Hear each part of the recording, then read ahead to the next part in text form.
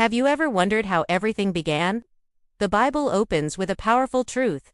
In the beginning, God created the heavens and the earth. Now let's dive into this amazing journey. Day 1, God said, "Let there be light," and just like that, light appeared. Everything was dark before this, but now light separated the day from the night, and God saw that it was good.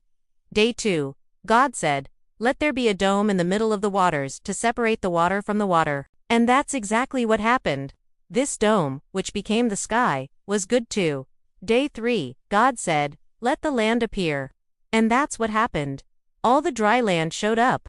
But wait, he didn't stop there. He also said, "Let the water in the seas gather in one place so that dry ground may appear." That way, lots of land emerged, and God saw that it was very good.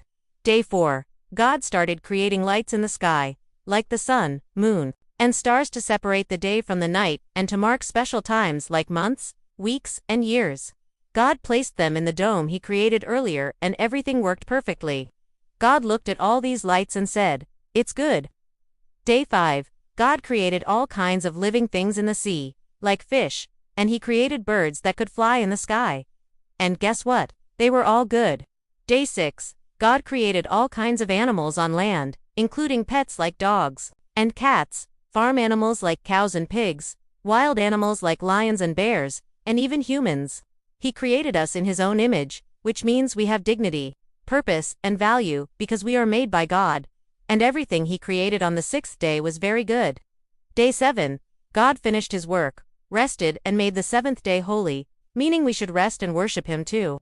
And when God looked at everything he had made, it was very, very good. Now we know how the world began. God created everything and we are a part of this amazing creation. The creation story shows us that God is powerful, purposeful, and good. Nothing was made by accident. We were created in his image, which means each of us carries dignity, purpose, and value. The seventh day of rest reminds us that life is not only about work, but also about trusting God's rhythm and finding peace in him. Do you want to know more about who God is? Let's talk about it. God is a storyteller. He reveals himself through stories. Genesis, the first book of the Bible, begins with the creation account, but it continues with the stories of people like Adam and Eve, Noah, Abraham, Isaac, Jacob, and Joseph. These stories reveal God's character and his heart for humanity. They show how God desires a relationship with us, and how he has a plan for our lives. As we read these stories, we learn about God's love, justice, mercy, and faithfulness. They teach us important lessons about life, faith, and trust in God. God is a father. He loves his children. Throughout the Old Testament, we see God interacting with people like a father. He disciplines them when they do wrong, comforts them when they're hurting, and celebrates with them when they obey him and follow his commands. He is a father who cares, who guides, and who has high hopes for his children. If we believe in Jesus, we become God's spiritual children, so we can call him our Father too. And he wants us to treat each other like brothers and sisters in this big family. God is a king. He rules over everything. From the smallest ant to the biggest star in the sky, God is in control. He is the King of Kings and the Lord of Lords. And even though we sometimes don't see it, everything happens according to his will. God's rule brings order to chaos, justice to oppression, and hope to despair. When we put our trust in God, we acknowledge him as the supreme authority in our lives, and submit ourselves to his wise and perfect guidance. God is a friend. He is always with us.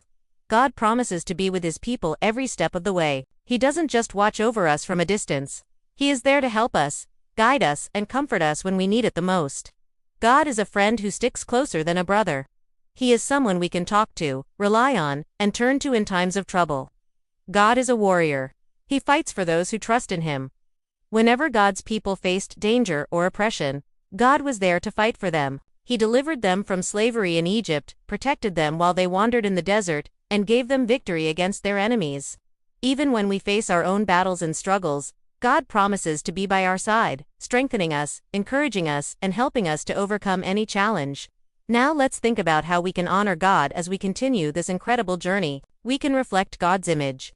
In Genesis chapter 1 verse 26 it says, "Then God said, let us make mankind in our image, in our likeness, so that they may rule over the fish in the sea, and the birds in the sky, over the livestock and all the wild animals, and over all the creatures that move along the ground."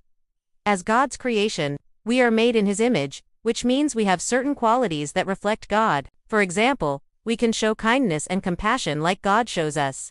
We can be creative and imaginative, because God created everything. We can love and have relationships because God created us for fellowship.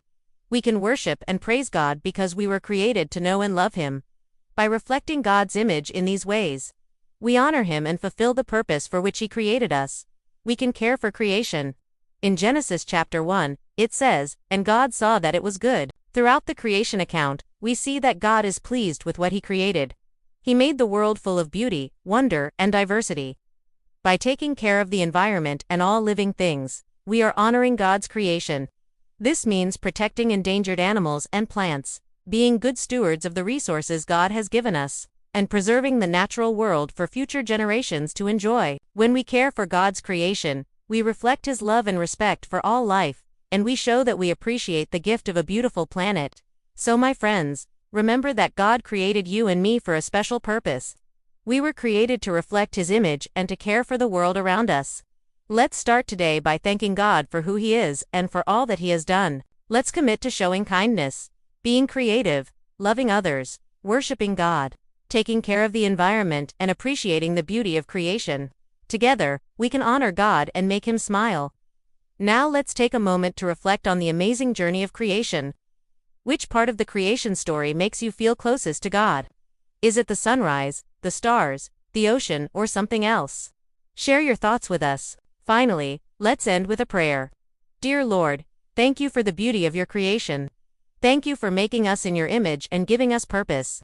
Help us to see Your glory in the world around us and to live lives that honor You. Amen. If you enjoyed this video, please share it with your friends and family. Your support helps us reach more people with the message of God's love in His Word.